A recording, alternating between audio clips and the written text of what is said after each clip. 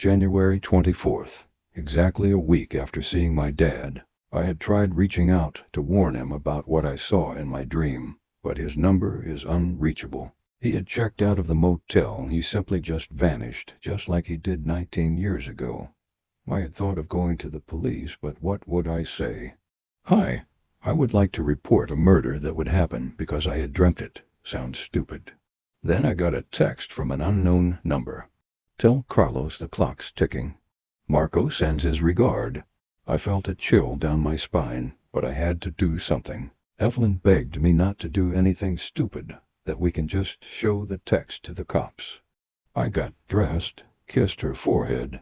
I have to find him. For someone hiding, I knew he would be in one of many shady bars, and I intend on searching every single one. Hours later, I ended up at a bar called Rust and Iron. No one's sign was half dead, buzzing like a dying insect. My dad was nursing a whiskey at a corner booth, his shoulder hunched over under a worn coat. I went over to him. Dad, you've to leave town by tonight. Marco, he cut me off with a bitter laugh. Marco doesn't forgive debts. I tried to pay him back once, almost got us killed. That's why I left, to keep the shadows off your door. He finally looked up, eyes red-rimmed. I wanted to hate him, but I felt something worse, pity. Come with me, I said. We'll disappear. Evelyn got friends? No. He stood slowly. I won't get you too mixed in this shit show. His mind was made up. You can't face Marco. You've to leave. I've some cash saved up. You could use it to get a head start. After much debate, he agreed. We drove to my apartment, but something was wrong. The door was left open. I dashed in, screaming Evelyn's name. Dad trailed behind me. I got inside to the place, thrashed, and Evelyn laying unconscious on the floor. My heart's racing. I held her up in my arms. She still had a pulse. Call 911, I yelled. Dad dialed and picked up a letter on the floor. I'm so sorry, son. This is all my fault. I promise I'll make things right. He picked up the blue cap and put it over his head. I was screaming for him to stay, saying he's going to die, but it all fell on deaf ears. I think he knows that already my dream was coming to pass. I couldn't leave Evelyn's side, and I won't be able to save my dad. I picked up the letter. It read, "This is a warning. Meet me at the alley behind Rust and Iron, or the mother is next. I won't be so nice next time." My dad wandered into the dark alley. He was scared, who wouldn't be?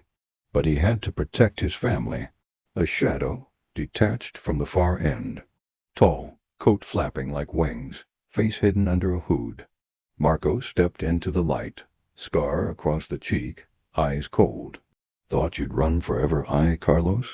Dad didn't flinch. Figured you'd find me eventually. Marco let out a little laugh. Where's what you owe me? Or you so stupid to come empty-handed? Look, Marco, years ago I made the drop for you. I didn't steal anything from you. The gun came up steady. That's not the answer I wanted, hombre. Dad closed his eyes, no fear, just resignation, maybe even relief. Blam! The shot cracked the night open. Dad opened his eyes. He felt no pain. Was death painless? Only to see Marco clenching his arm.